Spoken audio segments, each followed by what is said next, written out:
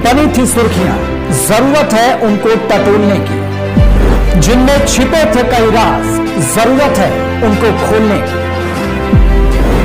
जख्मों की डोर से घटनाओं के शोर तक,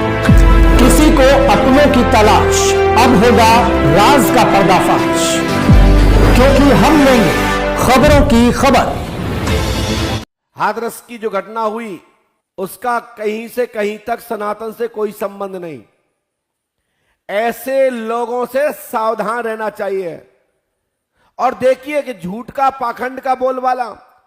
दो चार आदमी नहीं, बताते हैं कि वहां से 2-3 से 4 लाख लोग वहां थे और उसके पैरों की रज लेने के लिए लोग उसके गाड़ियों के नीचे,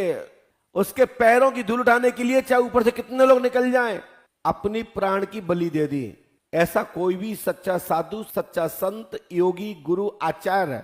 इस प्रकार की हरकत नहीं करता है। और यदि रज की कोई बात करता तो वो कहता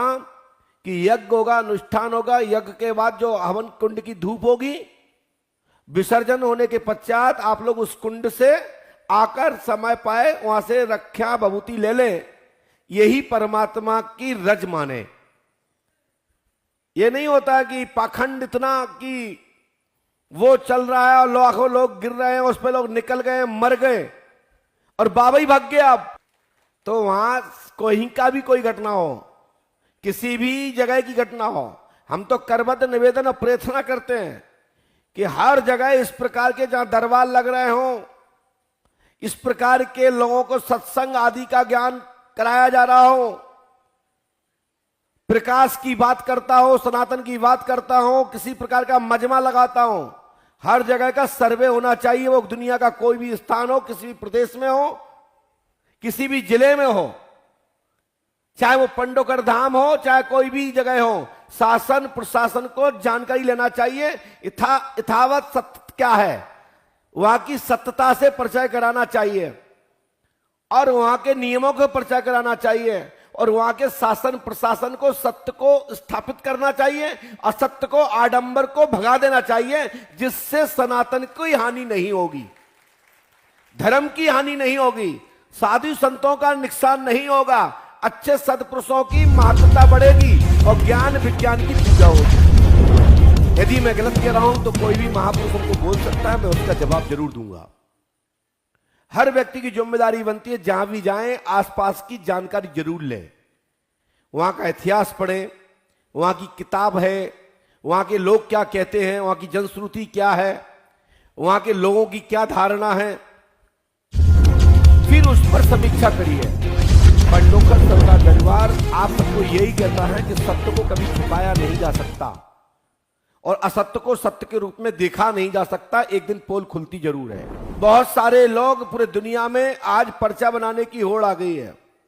लेकिन मैंने जो देखा, मैं जो समझा और मैं जब बता पा रहा हूं, इसी कारण हमारा वाद विवाद कई लोगों से बढ़ जाता है। मात्र ट्रिक, मैजिकल्स, गुमराह करना, अपने ही लोगों को स्थापित करना, उनके बारे में बता देना, इसको चमत्कार नहीं कहते हैं। हर व्यक्ति के साथ कुछ प्राप्त हो उसे ही दरबार कहते हैं, उसे ही शक्ति कहते हैं। जैसे कि आचार्य एक साथ सबको देता है, जो ग्रहण कर लेता है उसे मिल जाता है, जो ग्रहण नहीं कर पाता है,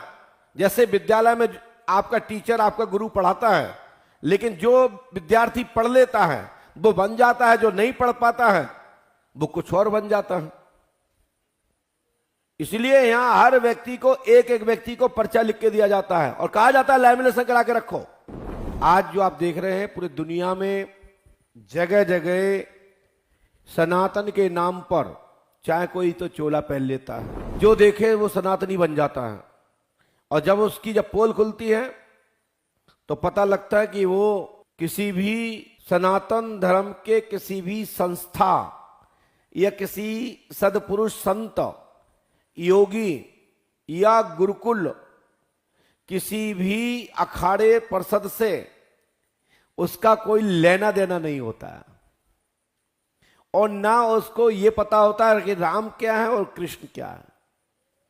ना उसको ये पता होता दुर्गा किसे कहते हैं और महाकाली किसे कहते हैं, कोई पता नहीं होता है। बस 4 चमचे लगा लेते हैं, जैसे कि ये दुकान लगाने वाले लोग अपना शोरूम सजा लेते हैं, और 4 अपने ही प्रचारक, अपनी प्रशंसा कराने वाले जगह जगह खड़े कर देते हैं। उनके माध्यम से तामझाम जोड़ करके सनातन का चोला पहन करके सनातन का प्रचार करने लगते हैं। और जब पता लगता है कि जब कोई घटना घट जाती है, जब किसी के साथ किसी प्रकार से चीटिंग हो जाती है, धोखाधड़ी हो जाती है, तब पता लगता है कि वो तो संत तो था ही नहीं, वो तो गुरु तो था ही नहीं, आचार्य तो था ही नहीं, वो तो सनातन के बारे में कुछ जानता ही नहीं है। ऐसे लोगों के विचारधारा को समझें और उनके आचरणों को समझें, जो शास्त्र और पुराणों से हटके बात करे। सनातन धर्म के जो स्तंभ हैं, ऋषि, महर्षि, संत, योगी, इतिहास, श्रुति, स्मृति, संतों के दिए हुए पूर्व संदेश, जो लंबे समय से हमारे पूर्वजों ने सजो के और सुरक्षित रखा, जिनके ही ताकत और प्रभाव से, उनके विश्वास से आज तक बड़े बड़े संकट टलते आए, उससे हटकर कोई बोलता है, पुराण शास्त्र इतिहास से हटकर कोई बोलता है, तो ये मान के चलिए वो सदगुरु नहीं हो सकता, वो पाखंडी और कालनेमी तथाकथित बाबा है, और वो क्षुद्र है, वो बाबा नहीं है, उसे ढाबा कहा जा सकता है।